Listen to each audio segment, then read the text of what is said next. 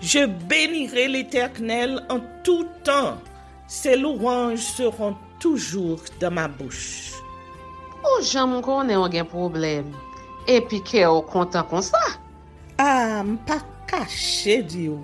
Depuis m'commence li Bible moi chaque jour, m'senti charge problème moi yo sorti sous dôme.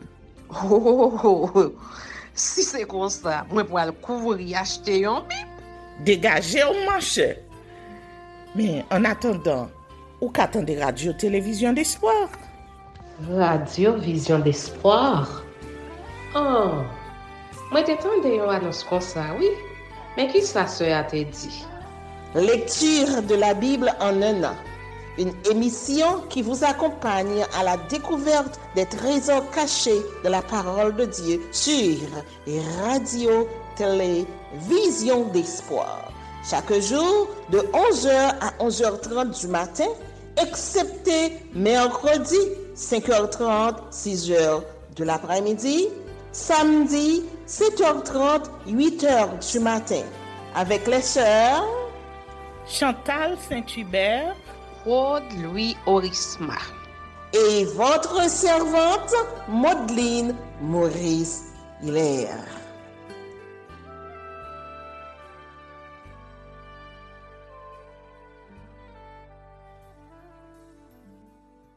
Saint-Esprit de Dieu, fais-nous la grâce de jouir de ta présence durant cette lecture qui enseigne, convainc, corrige, instruit et qui sauve. Au nom de Jésus. Amen.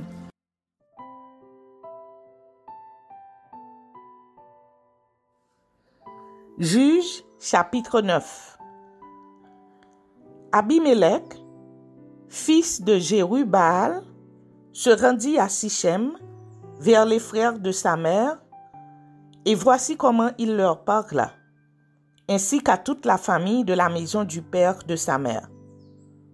Dites, je vous prie, aux oreilles de tous les habitants de Sichem, vaut-il mieux pour vous que 70 hommes, tous fils de Jérubbaal, dominent sur vous, ou qu'un seul homme domine sur vous?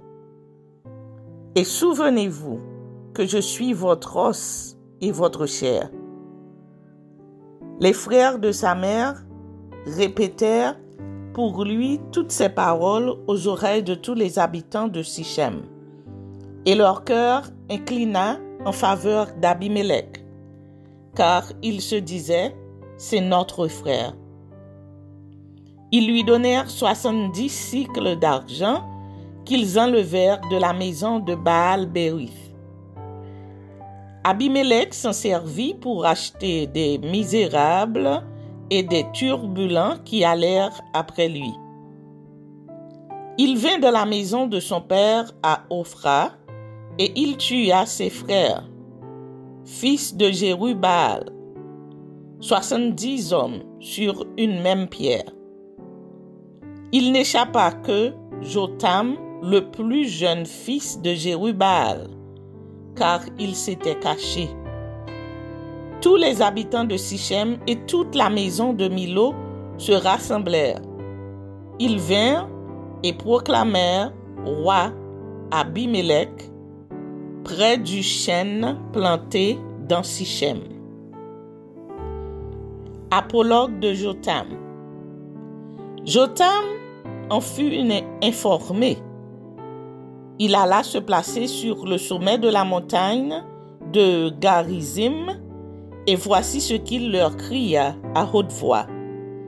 Écoutez-moi, habitants de Sichem, et que Dieu vous écoute. Les arbres partirent pour aller oindre un roi et le mettre à leur tête.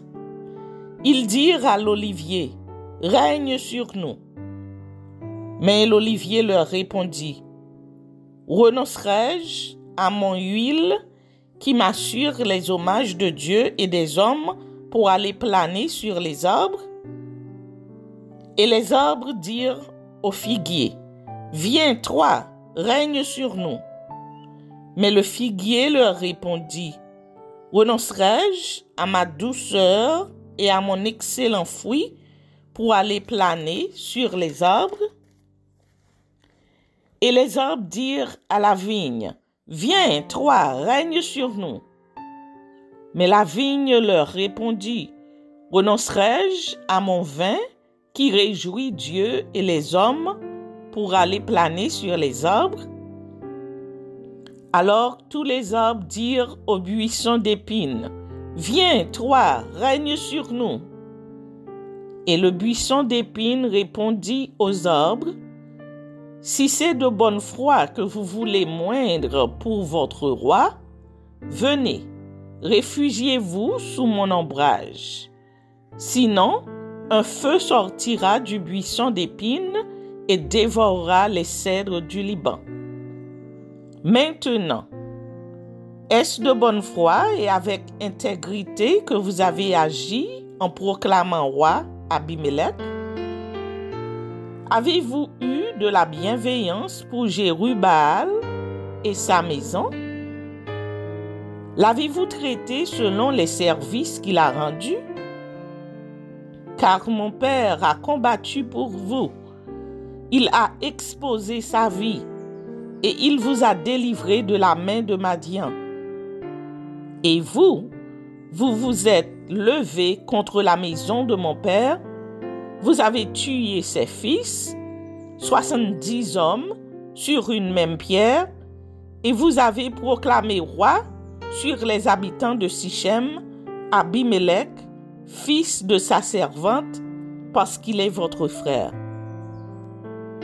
Si c'est de bonne foi et avec intégrité qu'en ce jour vous avez agi envers Jérubaal et sa maison, eh bien, qu'Abimélec fasse votre joie et que vous fassiez aussi la sienne. Sinon, qu'un feu sorte d'Abimélec et dévore les habitants de Sichem et la maison de Milo, et qu'un feu sorte des habitants de Sichem et de la maison de Milo et dévore Abimélec. Jotham se retira et prit la fuite. Il s'en alla à Bir, où il demeura loin d'Abimélec, son frère. Fin misérable d'Abimélec.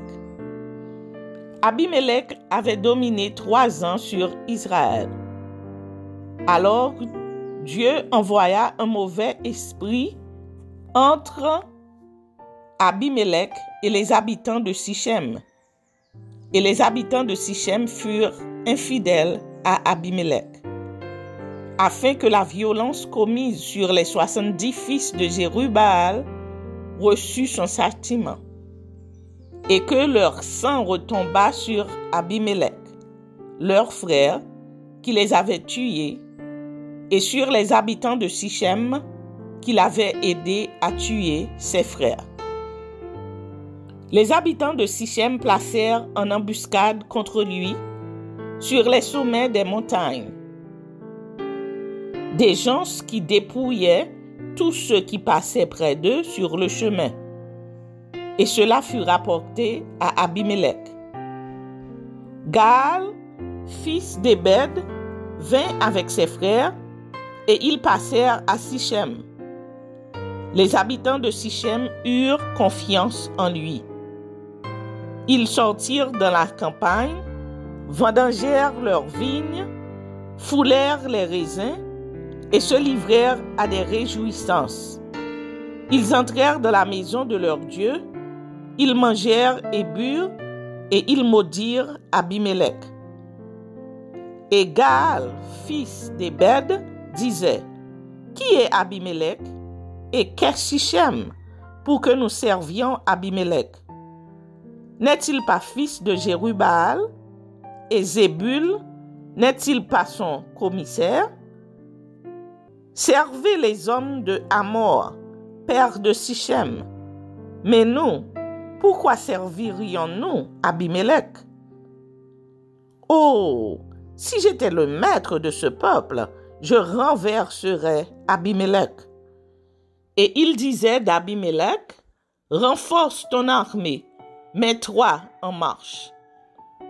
Zébul, gouverneur de la ville, apprit ce que disait Gaal, fils d'Ébed, et sa colère s'enflamma. Il envoya secrètement des messagers à Abimelech pour lui dire: « Voici, Gaal, fils d'Ébed, et ses frères sont venus à Sichem, et ils soulèvent la ville contre toi. Maintenant, pars de nuit, toi et le peuple qui est avec toi, et mets-toi en embuscade dans la campagne. Le matin, au lever du soleil, tu fondras avec impétuosité sur la ville. Et lorsque Gaal et le peuple qui est avec lui sortiront contre toi, tu lui feras ce que tes forces permettront. » Abimelech et tout le peuple qui était avec lui partirent de nuit, et ils se mirent en embuscade près de Sichem, divisés en 4 corps. Gaal, fils d'Ébed, sortit, et il se tint à l'entrée de la porte de la ville. Abimelech et tout le peuple qui était avec lui se levèrent alors de l'embuscade. Gaal aperçut le peuple, et il dit à Zébul: « Voici un peuple qui descend du sommet des montagnes. » Zébul lui répondit: « C'est l'ombre des montagnes que tu prends pour des hommes. » Gaal, reprenant la parole, dit: « C'est bien un peuple qui descend des hauteurs du pays, et une troupe arrive par le chemin du chêne des devins. » Zébul lui répondit: « Où donc est ta bouche, toi qui disais: qui est Abimelech pour que nous le servions? N'est-ce point là le peuple que tu méprisais?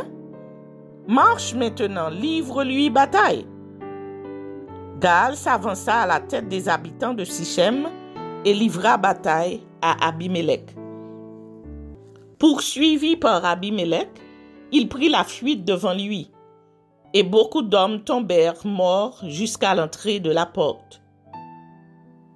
Abimelech s'arrêta à Aruma, et Zébul chassa Gaal et ses frères qui ne purent rester à Sichem. Le lendemain, le peuple sortit dans la campagne.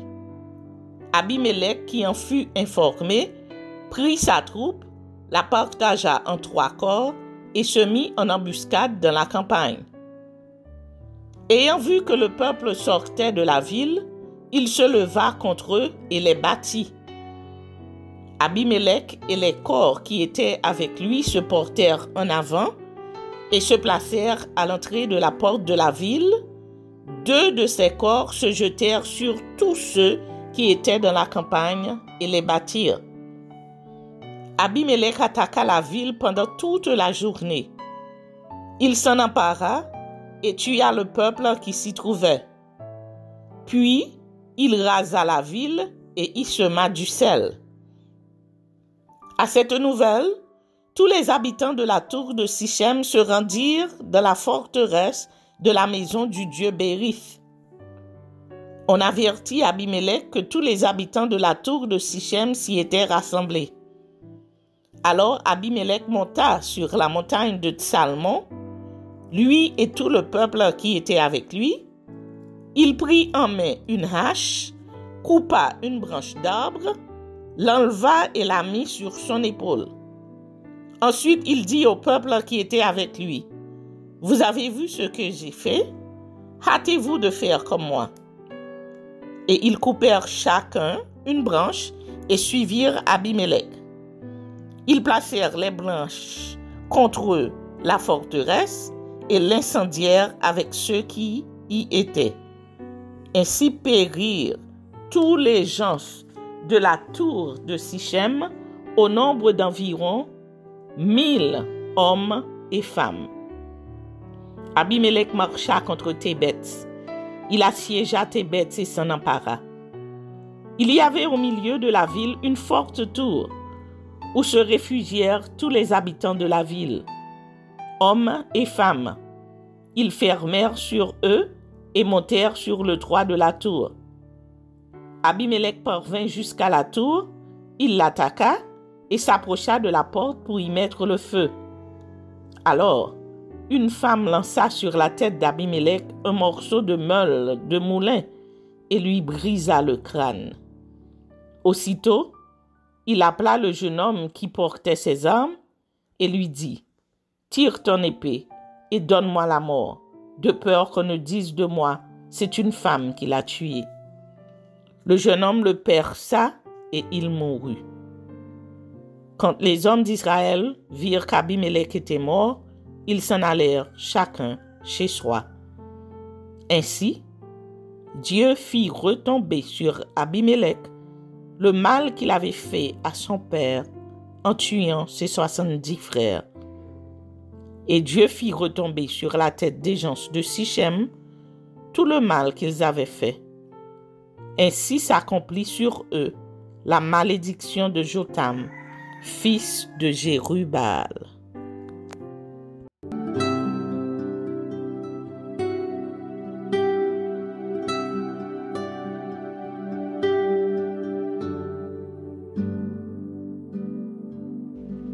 Chute des dieux de Babylone. Ésaïe 46. Bel s'écroule, Nébo tombe. On met leurs idoles sur des animaux, sur des bêtes. Vous les portiez et les voilà chargés. Devenus un fardeau pour l'animal fatigué. Ils sont tombés, ils se sont écroulés ensemble. Ils ne peuvent sauver le fardeau et ils s'en vont eux-mêmes en captivité. Écoutez-moi, maison de Jacob, et vous tous, restes de la maison d'Israël, vous que j'ai pris à ma charge dès votre origine, que j'ai porté dès votre naissance. Jusqu'à votre vieillesse, je serai le même. Jusqu'à votre vieillesse, je vous soutiendrai. Je l'ai fait et je veux encore vous porter, vous soutenir et vous sauver. À qui me comparerez-vous pour le faire mon égal? À qui me ferez-vous ressembler pour que nous soyons semblables? Ils versent l'or de leur bourse et pèsent l'argent à la balance. Ils pètent un orfèvre pour qu'il en fasse un dieu, et ils adorent et se prosternent. Ils le portent, ils le chargent sur l'épaule. Ils le mettent en place et il y reste. Il ne bouge pas de sa place. Puis on crie vers lui, mais il ne répond pas. Il ne sauve pas de la détresse. Souvenez-vous de ces choses et soyez des hommes. Pécheurs, rentrez en vous-même. Souvenez-vous de ce qui s'est passé dès les temps anciens, car je suis Dieu et il n'y en a point d'autre. Je suis Dieu et nul n'est semblable à moi. J'annonce dès le commencement ce qui doit arriver et longtemps d'avance ce qui n'est pas encore accompli. Je dis, mes arrêts subsisteront et j'exécuterai toute ma volonté. C'est moi qui appelle de l'Orient un oiseau de proie, d'une terre lointaine un homme pour accomplir mes desseins. Je l'ai dit et je le réaliserai. Je l'ai conçu et je l'exécuterai. Écoutez-moi, gens endurcis de cœur, ennemis de la droiture. Je fais approcher ma justice, elle n'est pas loin, et mon salut, il ne tardera pas. Je mettrai le salut en Sion et ma gloire sur Israël. Amen.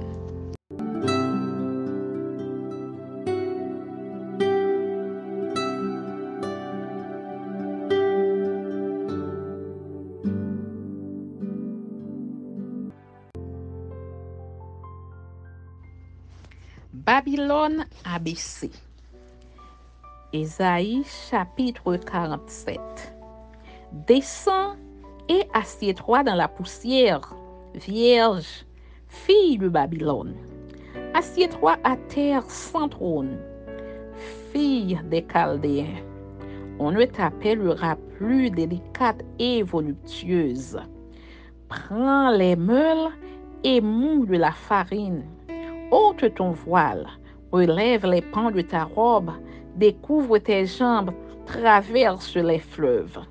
Ta nudité sera découverte et ta honte sera vue.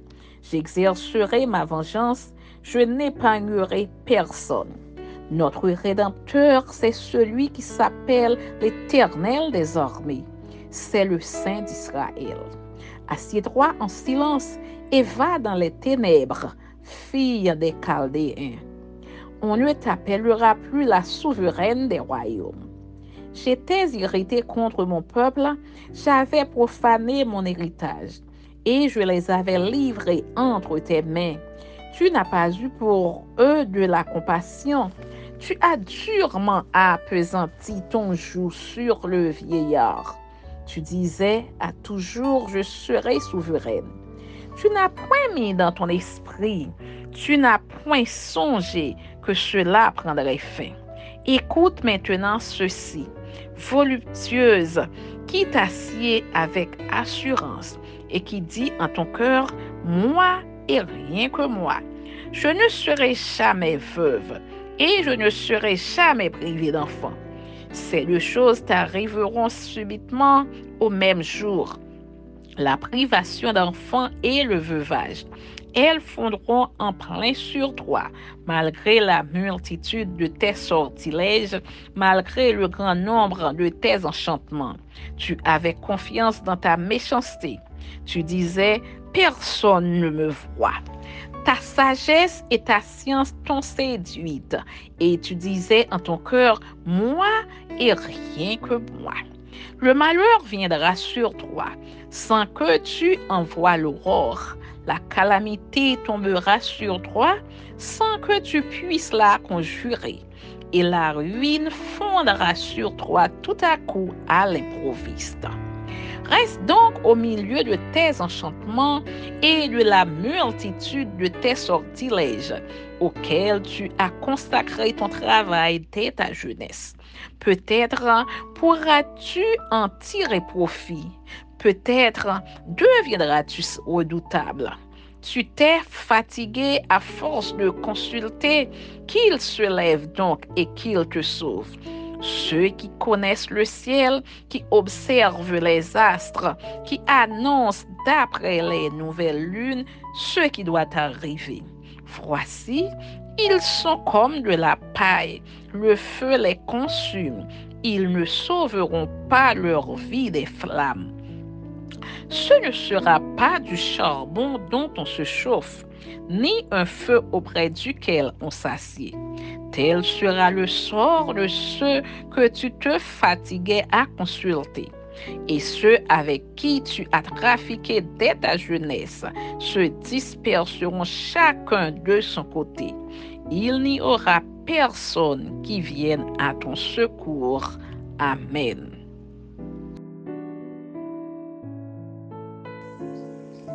Épître de Paul aux Galates. Introduction à l'Épître aux Galates. Les Galates auxquels l'apôtre Paul adresse cette épître, probablement d'Éphèse vers 54, sont les habitants des deux provinces d'Asie mineure appelées Galatie du Nord. Paul avait évangélisé cette région au cours de son deuxième voyage missionnaire et y avait probablement fondé des églises. Au cours de son troisième voyage missionnaire, il leur rendit encore visite. L'épître aux Galates occupe une place de choix parmi les épîtres de Paul. Elle est la plus ancienne des 4 grandes épîtres, les 3 autres étant les 2 épîtres aux Corinthiens, puis celle aux Romains. L'épître aux Galates paraît représenter l'élaboration du message évangélique de l'apôtre Paul développé dans l'épître aux Romains. En voici les grandes articulations. Adresse et salutations. Inconstance des Galates, entraînés par de faux docteurs, ils s'éloignent du pur évangile. La loi et la foi. La loi est impuissante pour assurer le salut. Elle doit conduire à la foi en Jésus-Christ. La foi, quant à elle, affranchis de la loi et procurent la liberté évangélique. Exhortation à vivre non selon la chair, mais selon l'esprit. Distinction, œuvre de la chair, fruit de l'esprit. Exhortation finale, support mutuel, libéralité. Doxologie finale. Le grand thème de l'épître aux Galates, sur lequel Paul reviendra d'ailleurs dans son épître aux Romains, porte sur les rapports entre la loi et la grâce. Ce thème n'est pas un fait du hasard, puisque les épîtres traitent précisément de questions qui se posent dans les communautés. La circonstance chez les Galates est la suivante. L'apôtre Paul, au cours de son voyage missionnaire chez les Galates, a annoncé l'évangile de la grâce de Dieu en Jésus-Christ qui s'obtient par la foi seule. Mais après son passage, certains autres missionnaires non identifiables sont venus à leur tour annoncer un contre-message selon lequel l'évangile ne résulte pas de la grâce, mais du mérite dû à l'observation et au respect de la loi et des traditions juives comme la circoncision. Le but de la lettre est donc de rappeler les chrétiens de Galatie à la fidélité à l'évangile vrai. Je m'étonne que vous vous détourniez si promptement de celui qui vous a appelé par la grâce de Christ pour passer à un autre évangile. Non pas qu'il y ait un autre évangile, mais il y a des gens qui vous troublent et qui veulent renverser l'évangile de Christ. Le vrai évangile que l'apôtre rappelle consiste en ce qu'il n'y a pas d'autre évangile que celui de la grâce de Dieu manifestée en Jésus-Christ.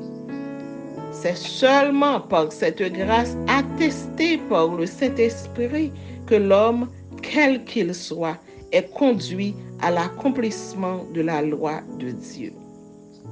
Paul a écrit l'épître aux Galates en situation de contestation et de polémique. C'est dans cette perspective qu'il faut comprendre le message de cette épître. La polémique porte sur d'importants problèmes de communauté, en particulier l'opposition entre le rôle de la loi et celui de la foi dans l'économie du salut en Jésus-Christ. Paul insiste sur la thèse suivante. La foi en Christ libère des œuvres de la loi. La loi est un pédagogue qui dénonce le péché, mais elle ne le supprime pas. Toutefois, la liberté que le chrétien obtient par la foi ne doit pas produire un dérèglement moral, car, comme Paul, le chrétien doit toujours se dire « J'ai été crucifié avec Christ, et si je vis, ce n'est plus moi qui vis, c'est Christ qui vit en moi. » La crise galate résulte de ce qu'il convient d'appeler les fauteurs de troubles favorables aux traditions et lois du judaïsme. Ne sachant pas très bien dans quel camp il fallait se ranger, les chrétiens se référaient à eux. Qui étaient-ils? La lettre ne les nomme pas. Elle en parle toutefois comme s'il s'agissait de prédicateurs occasionnels et de passage. Quant à la nature de leur message, les données de l'épître laissent supposer qu'ils étaient opposés au discours libérateur de la bonne nouvelle que Paul avait annoncée. À cet effet, l'évocation de l'incident d'Antioche qui opposa les apôtres Pierre et Paul est très significative.